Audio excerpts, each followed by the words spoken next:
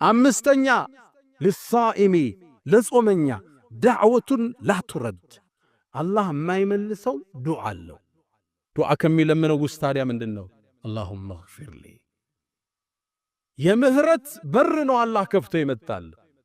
ወንጀልህን ቆጥረህ ስተትህን መዝነህ ወንጀልህን ይቅርታ የምትጠይቅበት ትልቅ ወር፣ የከፍታ ወር፣ ወሰን የለሽ ጸጋ።